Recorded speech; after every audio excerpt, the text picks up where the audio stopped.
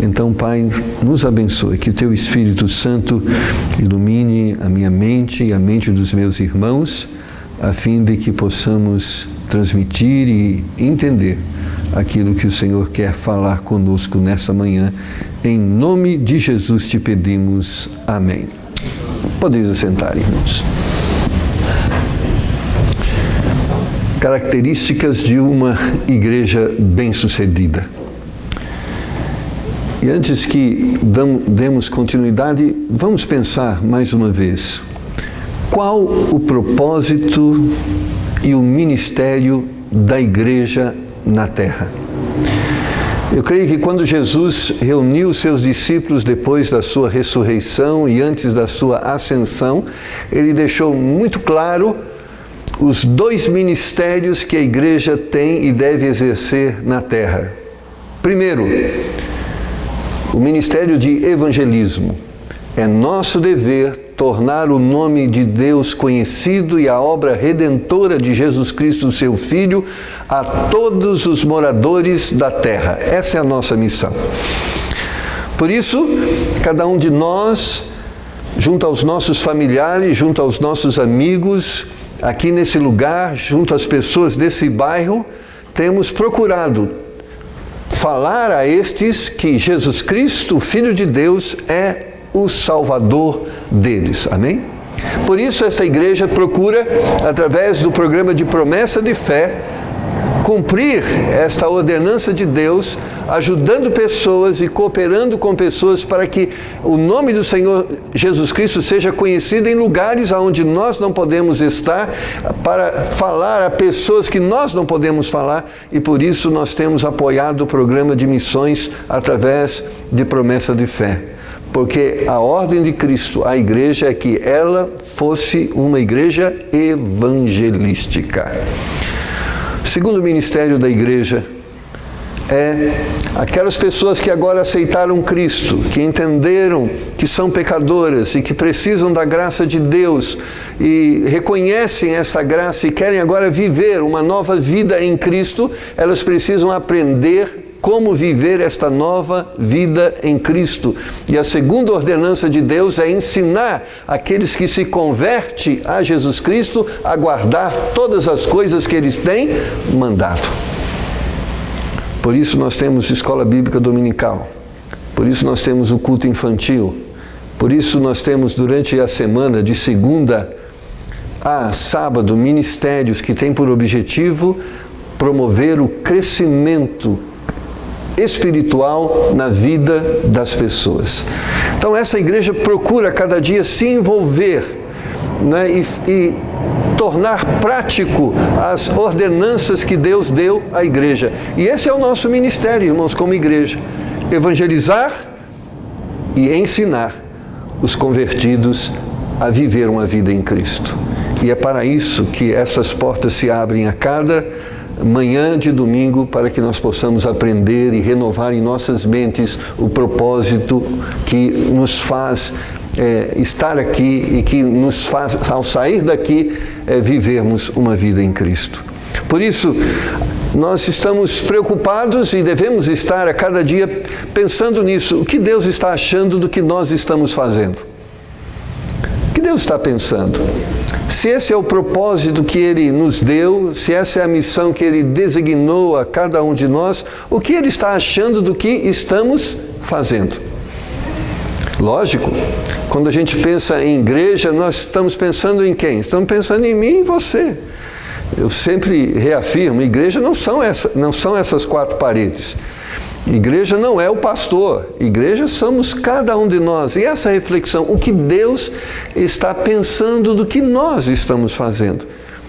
Porque evangelizar é uma missão de cada um de nós. Edificar o nosso irmão na fé é uma missão de cada um de nós. O que Deus está pensando sobre o que eu e o que você está fazendo em relação à missão que Ele nos outorgou. Então, quando pensamos nisso, nós queremos ser uma igreja bem-sucedida, ou seja, queremos que o nosso Deus se agrade de nós e se alegre em ver-nos envolvidos com essa obra e fazendo o que Ele nos tem confiado a fazer. Por isso, quando pensamos em uma igreja bem-sucedida, discorremos na mensagem anterior dizendo que uma igreja bem-sucedida começa pelo seu líder. E falamos da importância da liderança na igreja, a importância do ministério pastoral, e exortamos a igreja a estar orando pelos seus líderes, porque eles têm uma missão honrosa, mas também uma grande responsabilidade que está sobre os seus ombros. Falamos também que a igreja bem-sucedida não só começa pelo seu líder, mas é uma igreja perseverante, que recebeu uma missão e a cada dia procura viver essa missão. E resumimos com uma frase: fazemos o que é certo, porque é certo fazer o que é certo. Ou seja, não estamos fazendo o que estamos fazendo porque vamos ganhar, porque as pessoas vão nos honrar, mas vamos fazer isso porque é nosso dever fazer o que o Senhor nos tem pedido a fazer. Uma igreja bem-sucedida é uma igreja que ama.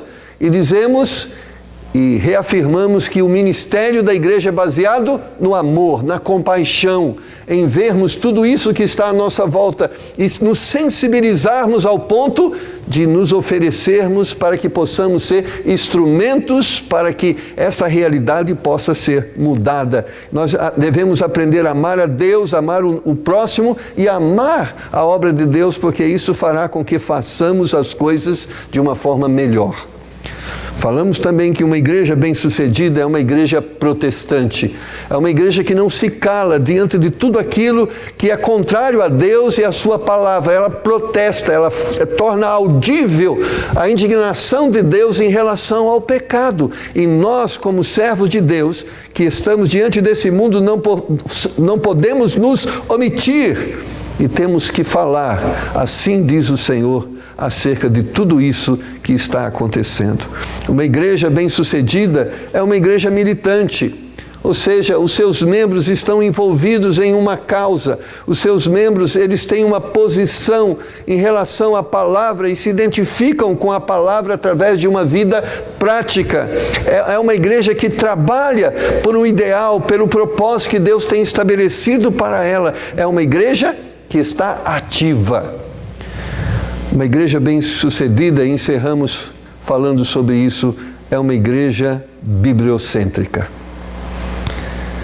Ela não segue filosofias, ela não está buscando uma nova técnica, ela crê na suficiência da palavra. Ela crê no poder de Deus, ela crê que estas palavras que estão escritas têm o poder de penetrar o coração do homem e convertê-lo e transformá-lo e fazê-lo um homem abençoado e abençoador. Nós cremos que a palavra de Deus é suficiente para agir em cada uma das nossas vidas e nos levar a cumprir aquilo que o Senhor nos tem confiado. E hoje gostaríamos de dar continuidade falando: a igreja bem-sucedida é uma igreja que cresce em direção a Deus. Qual o nosso alvo? Olha o que diz no livro de Apocalipse, nós estamos lendo os capítulos de número 2 e 3, porque entendemos que esses capítulos revelam com muito detalhe o que Deus pode pensar e o que Deus está pensando da sua igreja. Então, vamos lá para o versículo de número 19 do capítulo de número 2, que diz assim: e eu conheço as tuas obras, e o teu amor, e o teu serviço, e a tua fé, e a tua paciência, e que as tuas últimas obras são mais do que as primeiras. Sei que quando a gente olha para a história do TBI, é uma história muito abençoada. São 48 anos de história. Quantas coisas maravilhosas o Senhor tem feito na vida desta igreja. Quantos missionários saíram daqui? Quantos pastores saíram daqui? Novas igrejas surgiram através desse ministério. Quantas lutas, quantas vitórias. Deus tem muito nos abençoado. Mas, irmãos, nossa vida não deve ser uma vida de museu, onde a gente começa a colocar quadros, a gente começa a escrever livros para contar o que aconteceu ontem. A nossa vida, a nossa perspectiva de vida deve ser olhar para frente. É interessante que quando Jesus reuniu os seus discípulos e deu a eles a ordenança para que eles pudessem estar realizando a obra depois da sua ascensão, ele não disse para os seus discípulos que eles não iriam fazer nada além do que eles já haviam visto ele fazer, que eles simplesmente iriam repetir as suas obras, mas ele disse aos seus discípulos que coisas maiores do que aquelas que ele havia feito, eles iriam fazer. E isso aconteceu. A Bíblia narra a história da igreja primitiva e diz que a sombra de Pedro curava. É interessante que os apóstolos passavam e Pedro passava e eles deitavam os enfermos na calçada, e enquanto os apóstolos passavam, o sol projetava através deles as suas sombras e os enfermos eram curados com a sombra. Jesus não fez isso, mas os apóstolos fizeram. Que isso nos ensina que Deus tem certamente bênçãos maiores do que aqueles têm nos dado ao longo de nossa história, ou seja, Deus pode fazer maiores coisas em nós e através de nós. Nós temos que crer que na frente existem coisas maravilhosas para nós. Quando nós lemos esse versículo, nós podemos ver que Deus, olhando para esta igreja, Ele diz: eu vejo que vocês cresceram, eu vejo que o amor é maior, eu vejo que o serviço é maior, eu vejo que o envolvimento é maior, e que bom que hoje o que vocês fazem é melhor do que o que vocês faziam ontem. Às vezes, irmãos, nós como crentes paramos no tempo. Existem muitas peças de museu, pessoas que são peças de museu vivas. Elas não têm mais perspectiva, elas vivem do passado. No tempo do pastor fulano de tal era assim. No tempo do ciclano de tal, a escola dominical era assim. No tempo fulano de tal, o coral era assim. Irmãos, existem coisas tão grandes ou maiores que Deus pode fazer através de nós. Existem pessoas que pararam, elas não crescem mais, elas estagnaram. Hoje de manhã nós estávamos ouvindo a escola dominical e existem crentes que estão aposentados na fé. Eles agora aposentaram, não fazem mais nada, estão só, como diz, a se divertir e a curtir. Nosso ministério termina quando os nossos olhos se fecham aqui na terra e se abrem diante da presença do Senhor. Porque enquanto estamos aqui, temos algo a fazer. É certo que vamos fazer coisas diferentes. Houve um dia, como lá na roça, se pegava a enxada e ia se capinar. Houve um dia que olhava os outros capinar e administrava o que os outros produziam. Mas hoje, eu estou no tempo de estar aqui dirigindo. Chegará um momento que eu talvez terei na minha casa, como eu conheci um pastor, que ele viveu o seu ministério. Chegou um tempo que ele já não estava tão envolvido com a igreja. O que ele fazia? Treinava e preparava futuros pastores para o ministério. Sempre haverá algo que Deus pode fazer em nós e através de nós. Você deve ser um crente melhor hoje do que foi ontem. Às vezes, cumprimentando as pessoas, elas perguntam: como é que você está? Eu falo assim: eu estou melhor do que ontem e pior do que amanhã. E é verdade. Nós temos que ter essa visão. Eu quero estar melhor amanhã. Eu quero estar fazendo melhor as coisas que eu estou fazendo hoje. Às vezes eu tenho lá no meu computador, talvez dá para escrever um livro de sermões, mas eu olho para algumas mensagens que eu preguei, e elas estão lá registradas no começo do meu ministério. Eu falei: rapaz, eu não sei como Deus usou isso aqui para abençoar o povo. E eu preciso melhorar isso, que é uma vergonha. Se alguém ler isso aqui, certamente não vai gostar. Nós estamos crescendo, nós estamos aprendendo, nós estamos nos desenvolvendo, procurando eu ser o melhor conselheiro, o melhor pregador, e você sendo o melhor cristão, o melhor evangelista. É isso que Deus espera de nós. A igreja bem-sucedida não se acomoda em sua qualidade espiritual, ela busca cada dia uma identificação maior com a pessoa de Jesus Cristo. Ela não faz do passado a sua referência maior, ela olha para o futuro e crê que coisas maiores podem acontecer. Provérbios capítulo 4, versículo 18 diz: mas a vereda dos justos é como a luz da aurora, que vai brilhando mais e mais, até ser um dia perfeito. Você é o melhor crente hoje? Você consegue hoje, de uma forma melhor, apresentar o plano de salvação a alguém que ainda não conhece Cristo? Ou você ainda hoje precisa chamar o pastor para evangelizar alguém que está precisando conhecer Cristo? Nós temos que crescer, irmãos. Como Paulo exortava a igreja de Corinto, dizendo: vocês ainda são nenéns, estão ainda querendo beber leite, quando na realidade precisavam comer carne. Precisavam estar em um patamar de espiritualidade maior, porque a espiritualidade em nossa vida pode crescer. E o que é ser mais espiritual? É ser mais parecido com Cristo. E o quanto somos parecidos com Cristo hoje, em referência a quanto nós éramos parecidos com Cristo ontem, diz se estamos estagnados ou se estamos crescendo. O quanto temos servido a obra de Deus hoje. Se estamos servindo mais ou menos, é quando nós olhamos para o passado e vemos o que fazíamos ontem. E se o que você fez ontem é menos do que o que você está fazendo hoje, certamente você não está crescendo naquilo que Deus está dizendo através da sua palavra.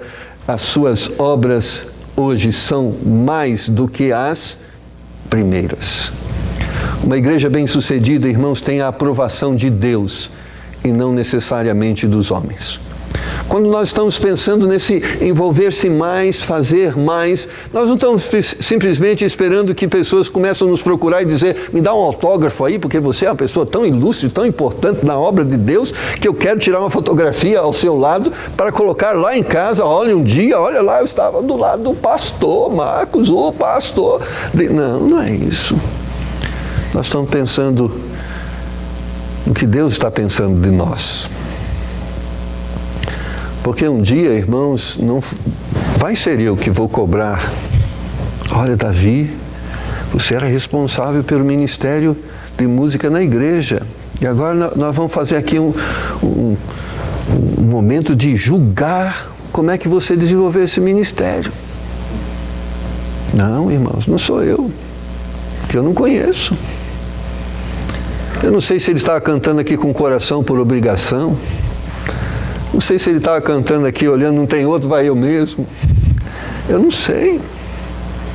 Mas existe um Deus que sabe isso e um dia vai nos galardoar em relação a isso que estamos fazendo. Eles não têm que cantar, eu só estou usando um exemplo aqui, para que você goste. Eles têm que cantar para que Deus goste. Porque é para Deus. Já viu? Você já teve aquele momento que as pessoas começaram a falar de música e diziam assim: essa aqui eu gosto, aquela ali eu não gosto, essa eu gosto de cantar, aquela, se não cantar não faz diferença. Não é para nós. É para Deus, tudo isso é para Deus. Nosso louvor, a nossa adoração, as palavras que saem da nossa boca têm um objetivo, é que elas sejam agradáveis aos ouvidos do Senhor. E a pergunta é: Deus está agradando, aprovando nossa vida cristã, nosso serviço cristão? Olha o que diz Apocalipse capítulo 3, versos de número 1 e o verso de número 4. E ao anjo da igreja que está em Sardes escreve: isso diz o que tem os 7 Espíritos de Deus e as 7 estrelas. Conheço as tuas obras, que tens o nome de que vives e estás morto. Mas olha o verso 4, mas também tens em Sardes algumas poucas pessoas que não se contaminaram suas vestes, e comigo andarão de brancos, porque são dignas disso. Deus olhava para a igreja de Sardes e ele identificava naquele grupo, dizendo: olha, você aí, você diz que é crente, mas não é crente não. Você só tem nome, mas você é crente verdadeiro. Tem servido ao Senhor de uma forma verdadeira. Irmãos, apesar de estarmos em um ambiente coletivo, a nossa adoração é individual. Eu não estou adorando por você, você não está adorando por mim, cada um está adorando por si mesmo. Aí onde você está, Não importa quem está sentado ao seu lado, você está adorando Deus. E Deus está vendo individualmente cada um de nós e está nos ouvindo e recebendo cada uma das nossas adorações. Então Deus está vendo. Quando o cristão vem na igreja, em vez de estar prestando atenção no sermão, está mexendo no celular. Está vendo, não está vendo? Em vez de... Não tem nenhum problema, irmão. Às vezes o celular, algumas pessoas estão usando como Bíblia, né? E vão lá, pum, pum, amém, tá? É uma boa ferramenta.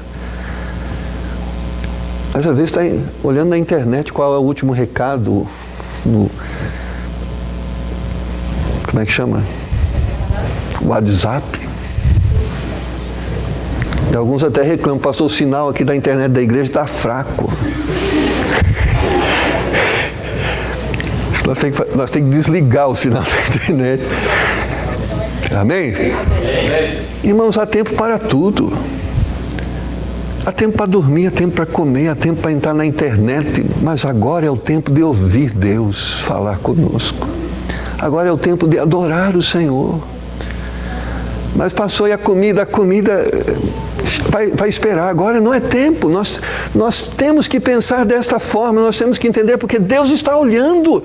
É uma adoração. E por que a adoração? Porque Deus é digno dessa adoração. Ele quer que a criação reconheça o Criador e reconheça as características e as qualidades desse Criador, esse Deus que tem sido tão bondoso, que tem nos dado todos os bens que precisamos, tem nos vestido, tem nos alimentado, tem nos suprido de força, tem nos dado vitória. Ele quer que Ele seja adorado por nós, reconhecido em cada uma das ações dele em nosso favor. Como você se sente quando você faz algo para as pessoas e as pessoas nem um obrigado lhe dá? Ainda bem que Deus não é como nós, porque alguns de nós faz bem assim. Quer saber de uma coisa? Nunca mais vou ajudar. Ah, se Deus fosse como nós, se Ele lidesse com a ingratidão como nós lidamos com a ingratidão. Ah, eu fiz e nem agradeceu, agora não ajudo mais. Ainda bem que Deus é misericordioso. Ainda bem que Deus é gracioso. E hoje Ele conserva as suas mãos estendidas, apesar de esperar que exista gratidão em nossos lábios e manifestação de gratidão em nosso culto. A igreja bem-sucedida, irmãos, ela não procura ser simpática às pessoas, mas a Deus. Ela não faz do altar um lugar, um espetáculo e não se apresenta como um artista produzindo um espetáculo para os homens, mas ela está aqui em temor ao Senhor, entendendo que Deus está ouvindo e Ele espera que cada palavra que saia da boca sejam palavras agradáveis aos ouvidos do Senhor. Existem alguns testes que se faz para saber se as pessoas realmente elas estão adorando Deus. Um dos testes comuns que se faz, e vamos fazer o teste e você vai saber se você adorou Deus hoje. Qual a letra do hino, primeiro hino que nós cantamos hoje aqui na congregação? Você lembra? Eu não vou pedir para você falar, nem vou pedir para a pessoa levantar a mão, quem lembra?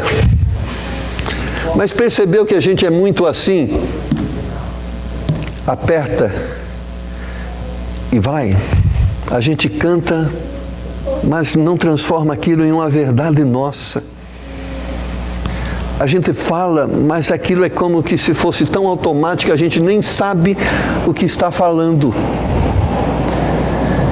A nossa adoração tem que nos envolver de tal forma que nós vamos para casa sabendo o que nós falamos a Deus, de que forma adoramos a Deus. E não só vamos para casa, nós antes de chegarmos aqui, nós já chegamos aqui com essa preocupação de fazermos aquilo, não simplesmente de uma forma automática, porque a gente é muito automático, mas deve ser sincero e de coração. E é interessante quando nós pensamos o que agrada o Senhor, irmãos. Nós, os seres humanos, somos assim, né? Principalmente as mulheres. As mulheres não gostam de rotina. Você já percebeu isso? O homem não tem muito problema com isso. Ele chega no trabalho, bate o cartão, faz a mesma coisa todo dia. Para ele, tá bom. Mas mulher não gosta de rotina, não gosta do mesmo sapato, não gosta da mesma blusa, não gosta que o dia seja igual, não gosta do mesmo passeio. Vamos passear no shopping, já fui nesse, quero outro. Né? As coisas não... Mas nenhum problema, essa diversidade maravilhosa com que nós nos relacionamos. E ainda bem que a mulher gosta dessa diversidade, porque senão a gente ia comer arroz e feijão todo dia. Mas para alguns, que pena que não tem arroz e feijão todo dia. Né? Então, não vamos entrar nessa discussão, porque é muito complexa. Mas vamos pensar em Deus.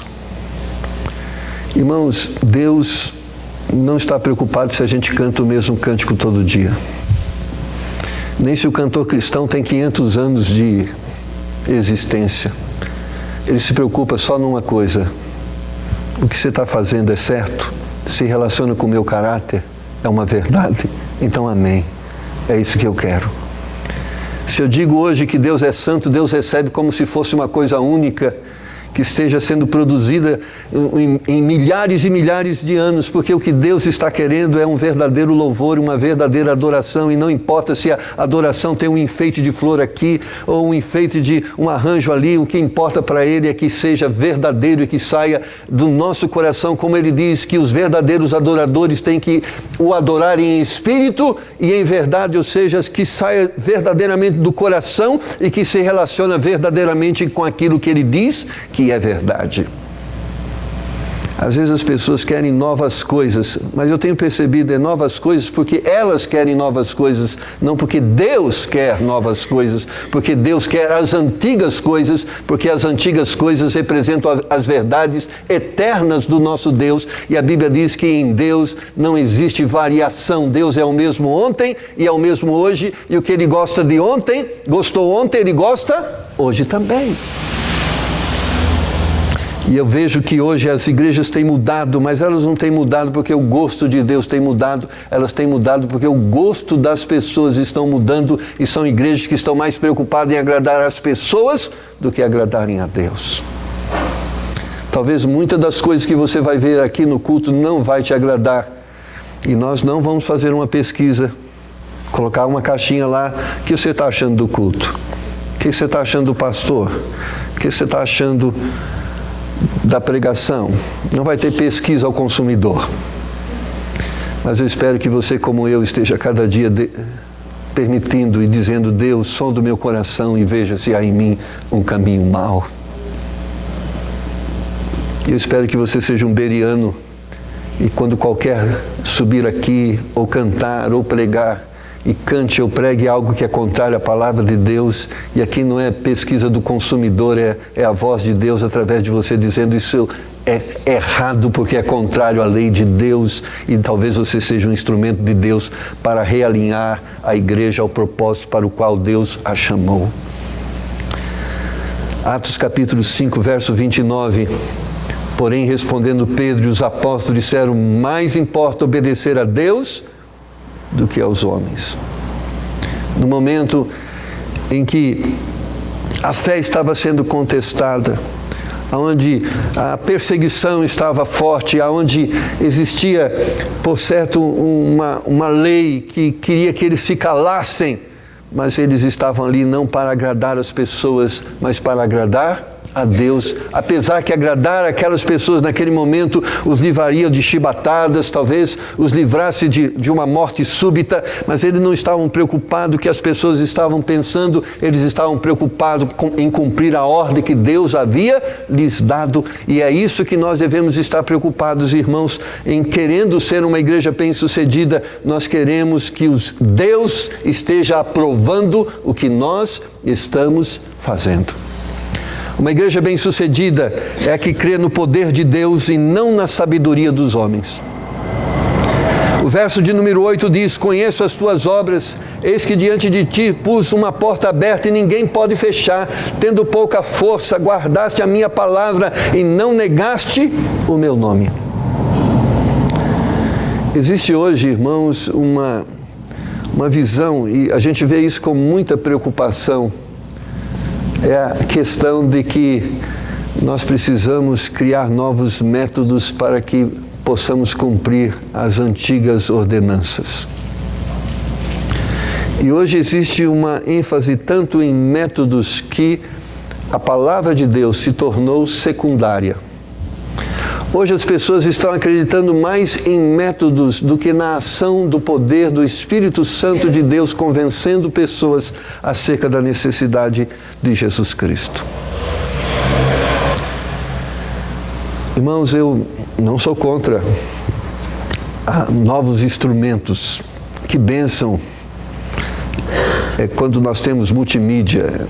Amém. Que bênção o computador, como facilita a pesquisa. Que benção a gente não ter agora aquela máquina de datilografar que quando você errava, você tinha que rasgar o papel e pôr outro papel e começar tudo de novo, ou usar o branquinho e não podia usar muitas vezes, porque senão revelava o seu erro e às vezes não dava para consertar. Que benção, a gente pode ir lá apagar e reimprimir e não perde. Tudo isso é benção, irmãos. Mas eu creio que ainda hoje e para sempre, quem faz a obra é o Espírito Santo de Deus. Não são nossos métodos. Existem escolas que ensinam as pessoas a como ter uma boa oratória, como envolver as pessoas, como fazer as pessoas chorarem, como fazer as pessoas rirem, como fazer as pessoas dar dinheiro. Existem escolas que ensinam isso.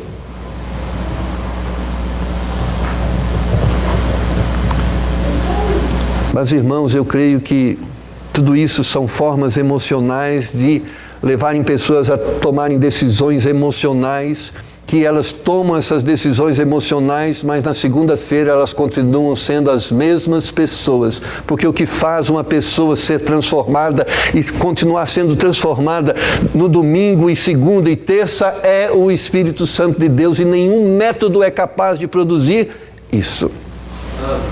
Existem ferramentas gloriosas. Que dizer do evangelismo explosivo, que dizer de autoconfrontação, ferramentas poderosas, mas não são ferramentas que pedem que os holofotes sejam colocados sobre elas, mas são ferramentas que dizem: o poder está na palavra, o poder está no Espírito Santo de Deus, que convence o homem, que transforma o homem, e nós temos que crer que é a palavra de Deus que faz isso. Tudo aquilo que promove o nome de Deus e a palavra de Deus, amém, irmãos, vamos abraçar, porque isso vai ser bênção para a obra de Deus. Mas tudo aquilo que projeta o homem, projeta o método e diminui Deus, irmãos, fuja disso, porque isso não é de Deus. Às vezes você percebe, a gente lê muito a Bíblia, e no sentido da mesmo sermão, cita um versículo, cita outro versículo, mais um versículo, e pastor, não dá para ficar movimentando, porque nós queremos pregar na palavra. Eu já vi pregadores que eles abrem lá para ler um versículo e eles pregam uma hora de sermão, mas sabe quantas vezes eles se voltam para a palavra? Não, nunca mais. Ele só diz: olha, eu penso assim, eu acho assim, eu creio assim, eu acho que você tem que fazer aquilo, eu tenho entendido que você... Não, aqui não devemos pensar dessa forma, nós devemos crer na palavra de Deus, e ao invés de dizer eu penso assim, diz assim pensa o Senhor, assim diz a palavra de Deus, porque a palavra de Deus tem esse poder de penetrar no coração do homem, e graças a Deus porque é assim. Porque se você não gosta que eu estou falando, o seu problema não é comigo, é com Deus, porque Ele diz que a palavra de Deus é suficiente. Ela é suficiente para trabalhar nos corações. Eu lembro, irmãos, do meu pai. Meu pai era um homem, não sabia falar direito, não sabia ler, é um homem semi-analfabeto, mas Deus usou ele para ganhar tantas almas. Ganhou a família dele inteira para Jesus Cristo. E havia só estudado 6 meses de estudo rural. É o poder de Deus. Mas quando a gente não tem o poder, então a gente precisa do circo. Por isso que nós temos muito circo hoje, porque não existe poder. Precisa de espetáculo, precisa do show da fé, para que as pessoas se entusiasmem por Deus. O que nós precisamos é perceber que Deus está falando. O que nós precisamos é perceber que Deus está presente. O que nós precisamos é perceber o agir de Deus em nossos corações, nos fazendo a cada dia pessoas melhores para Ele. E é isso que nós precisamos, é do poder de Deus. Quando nós olhamos para os bancos vazios, não devemos estar pensando que método nós devemos escolher para fazer com que a igreja venha encher. O que nós precisamos fazer é dobrar os nossos joelhos e clamar: Senhor, enche-nos com o teu poder, para que palavras que saiam da nossa boca sejam palavras vindas do Senhor, que têm o poder de penetrar os corações e convertê-los ao Senhor. Mas o problema é que fazer espetáculo é mais fácil. Certamente jejuar é muito difícil. Ter devocional diário é muito difícil. Dobrar os joelhos e marcar o chão com as marcas do joelho dobrados, isso é difícil. O método é mais fácil. Você entra numa escola, faz um curso de 1 semana, faz um curso de 1 ano, faz um curso de 4 anos, e você sai com muitos métodos para usar, mas nenhum método substitui joelhos no chão. Nenhum método vai ser suficiente se não houver a unção do Espírito Santo de Deus. E se não houver Deus, nada do que nós faremos terá proveito. Mas se houver Deus, um simples dizer: Deus está aqui falando com você, tocará os corações e os fará lembrar que Deus os quer usar e que Deus os quer abençoar. Uma igreja bem-sucedida diz em 1 João 4,4: Filhos, sois de Deus e já os tende vencido, porque maior é o que está em vós do que o que está no mundo. Uma igreja bem-sucedida é isso, essa igreja que não teme nada. Existe uma crise financeira, não tem problema, maior é o que está em nós. Mas os ladrões estão na rua e você pode ser assaltado. Não tem problema, maior é o que está em nós. Os corações estão endurecidos, ninguém quer saber de Deus, mas maior é o que está em nós. Mas as igrejas estão se acabando, mas maior é o que está em nós, porque é isso que o inimigo quer nos vender, que somos fracassados, derrotados, e que não existe espaço mais, que ninguém vai se converter mais. Mas isso não é de Deus, é do diabo, porque a Bíblia diz: maior é o que está em nós. Pastor, eu tenho que falar para a minha família, o povo não quer saber de Deus não, mas vamos desistir? Vamos crer que ainda é possível, amém? Irmãos, quando nós cremos que é possível, o impossível se revela. Mas quando a gente começa a olhar assim, não tem jeito não. Hoje o irmão Marcelo chegou aqui e graças a Deus tinha um aluno, a esposa dele. Tem hora que dá um desânimo, né, Marcelo? Fala assim: não, eu vou desistir desse negócio. Professor de escola dominical, a pessoa prepara a semana inteira, estuda, revê, estuda de novo, revê. Aí ele chega, vamos começar. Não, maior que está em nós. Nós vamos desistir, não. Nós vamos perseguir, porque em algum momento Deus vai permitir que a gente seja uma bênção. Mas graças a Deus não terminou só com a esposa, amém? Graças a Deus. Mas irmãos, nós temos que crer, porque quando a gente não crê, até a cama se torna um obstáculo. Você pensa que é fácil levantar cedo? Pastor, para mim 5 horas da manhã, amanhã é só alegria, prazer. Eu olho assim para o dia e falo: graças a Deus acordei, porque eu já estava cansado de ficar deitado.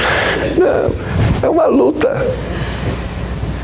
Tem que vencer a preguiça, tem que vencer a acomodação, tem que vencer tudo e levantar e falar: você levanta porque tem que levantar, você faz porque tem que fazer, porque se deixar... Irmãos, e é assim, eu já fui assim. E perceba assim hoje, quando tinha piquenique, jogo de futebol, não precisava a mãe levantar, não precisava ninguém chamar, a gente acordava animado: vamos para o jogo, vamos para o futebol, vamos para o piquenique, vamos para a viagem. Mas quando é para o trabalho, para a igreja, como é difícil, parece que é psicológico, né? É uma luta espiritual, irmãos. Nós temos que ter vitória em nome do Senhor Jesus, porque Deus, nós queremos ser uma igreja bem-sucedida aos olhos dele, Ele está olhando. Porque às vezes eu paro para pensar, às vezes meus filhos lá, meus filhos levantam, uma levanta às 5 horas da manhã, a outra sai de casa às 6 horas da manhã, e elas vão trabalhar, e elas não podem chegar atrasadas, e elas brigam comigo: pai, por favor, me leva, porque eu não posso chegar atrasado, porque senão vai ser um problema. Aí quando é as coisas de Deus, você fala: filho, levanta, pai. Às vezes eu falo assim, por que não existe aquela energia, né? Não pode chegar atrasado. Aí você devia brigar comigo. Pai, vamos lá. Nós temos que chegar na igreja. É feio chegar atrasado na igreja, porque lá no serviço é o patrão, mas aqui na igreja é Deus. E Deus vê mais do que o patrão vê. Irmãos, igreja de Deus é um negócio sério. É mais sério do que o nosso trabalho.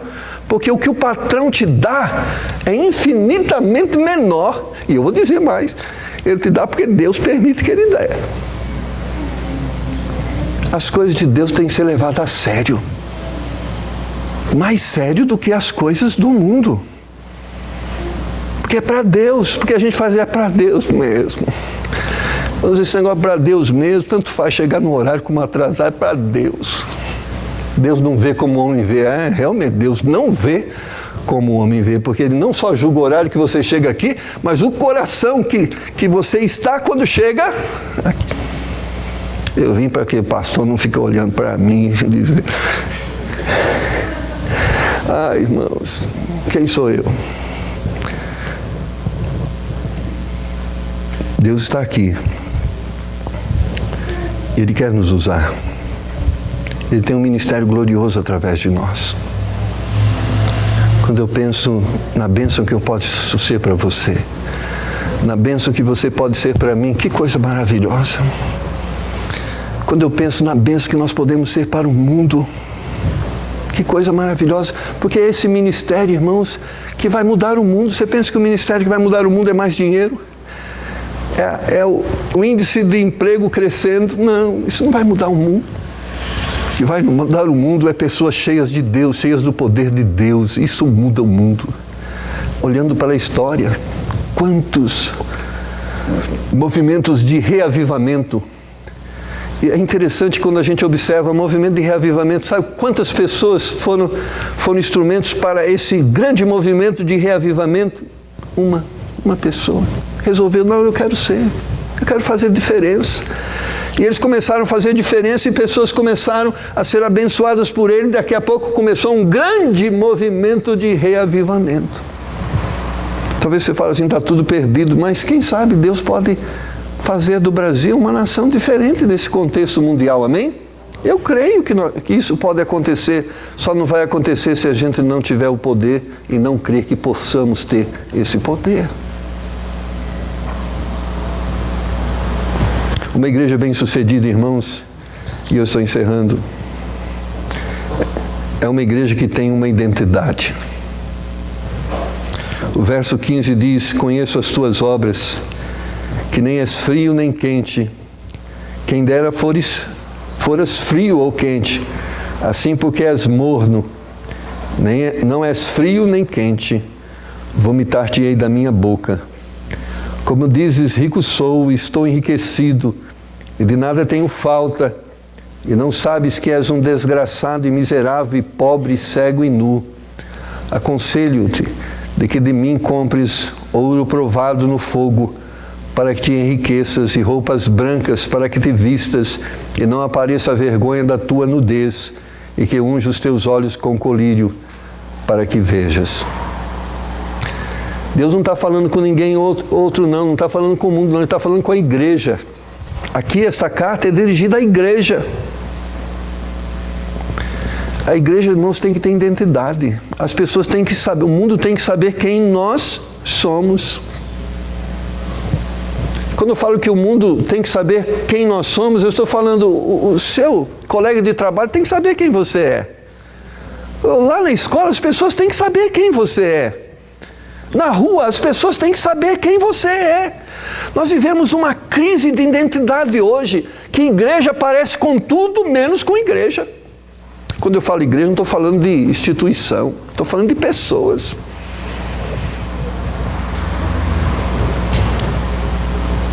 Quando eu vejo esses artistas dizendo, agora eu sou crente, pronto. Tempos atrás disseram que uma artista, eu vou fazer propaganda para ela, que inaugurou o seu programa na Record, dizia, não, ela agora se converteu. Mas Deus é bom. Fizeram uma entrevista a ela, que religião você é? Católica.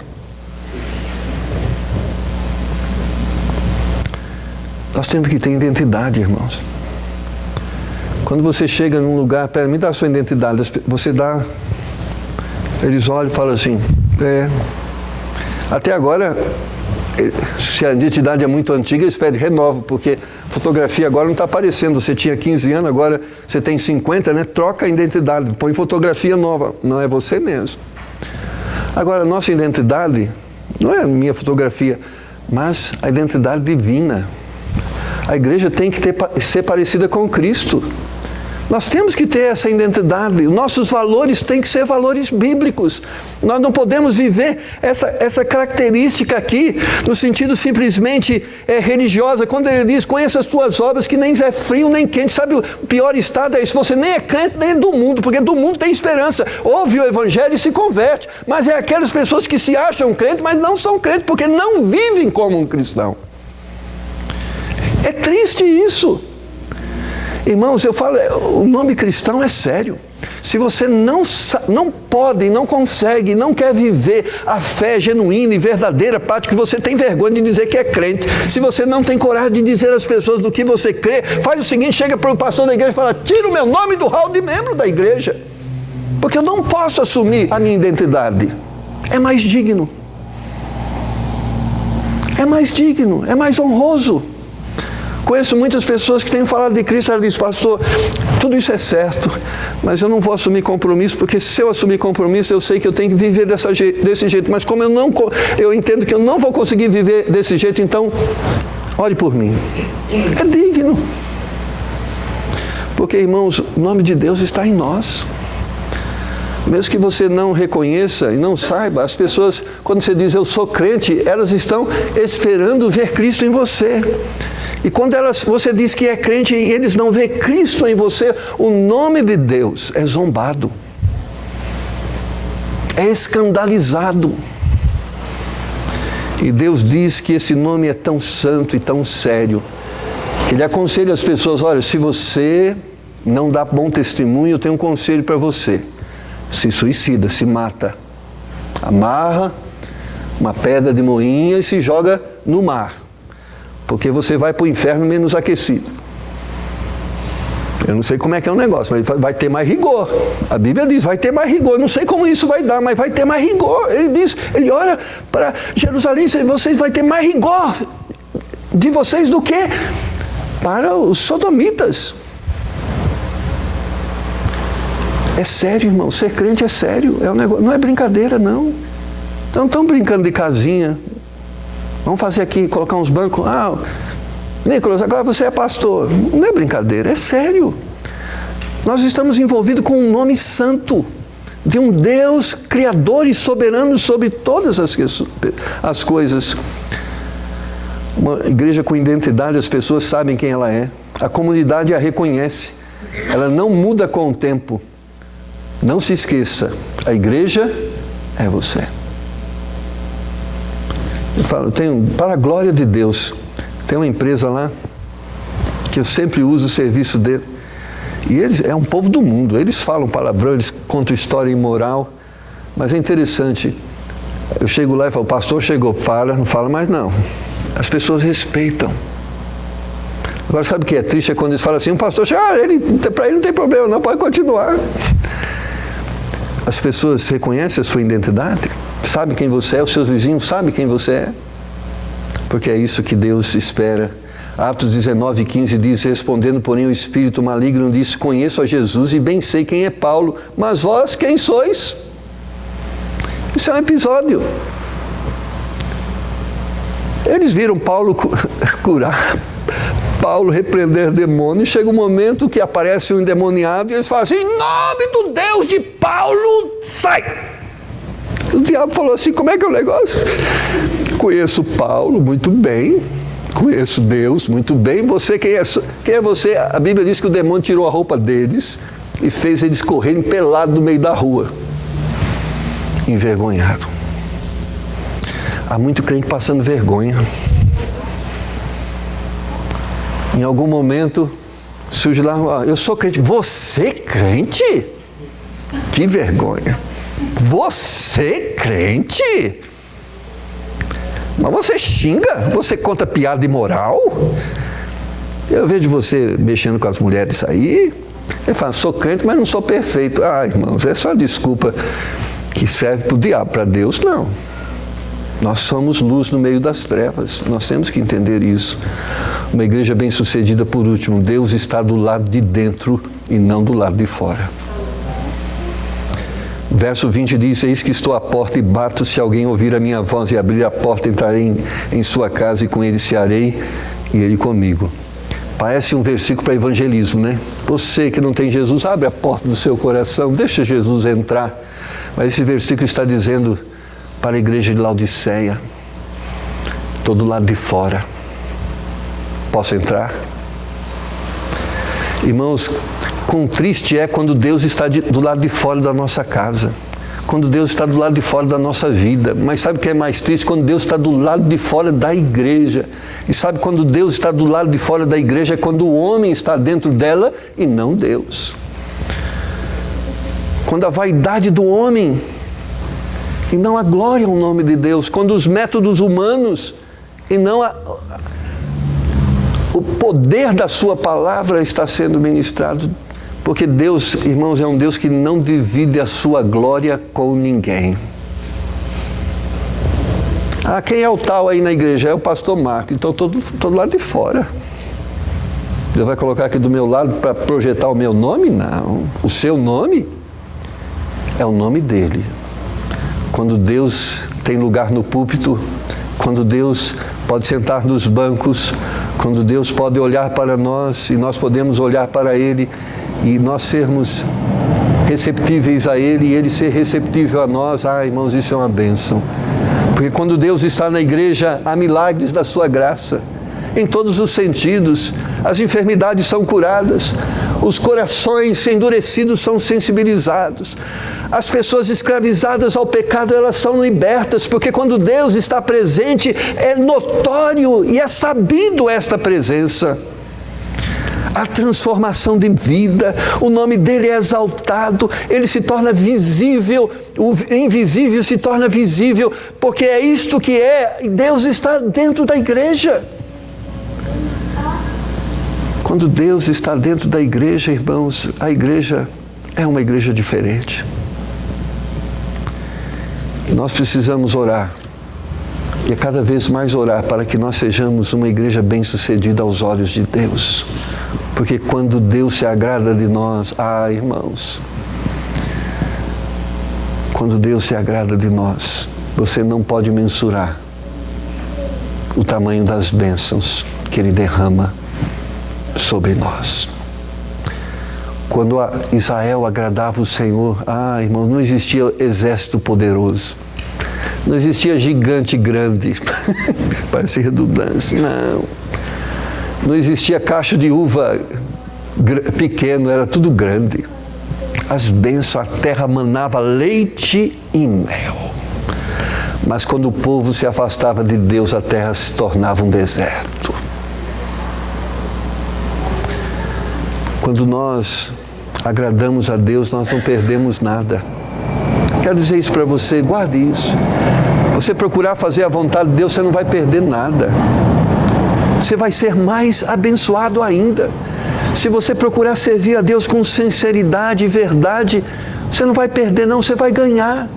Mas pastor, se eu tiver que fazer mais, eu vou ter que dormir menos, sabe? Vai ser uma bênção, você vai dormir menos e fazer mais e não ficar cansado. Olha que bênção. Mas quando nós não fazemos a vontade de Deus, nós fazemos aos nossos olhos muito para nós mesmos, para Deus nada, e além de fazermos tanto para nós, ainda nos tornamos insaciáveis, porque nunca estamos contentes, mas quando estamos em Cristo e fazendo a vontade de Deus, vamos dizer, tenho tudo que preciso, tenho o suficiente, porque Deus está disposto a nos abençoar. Mas quando Deus se agrada de nós, as bênçãos se materializam. Mas quando Deus não se agrada de nós, Ele nem assiste ao nosso culto, Ele fica do lado de fora. Vamos orar para que Deus esteja dentro da nossa igreja. Vamos orar para que esteja sendo agradável o nosso louvor. Então vamos orar para fazer melhor o que temos feito, para que a nossa igreja seja bem-sucedida aos olhos de Deus. Vamos orar, Pai. Nessa manhã, temos ouvido da Sua palavra.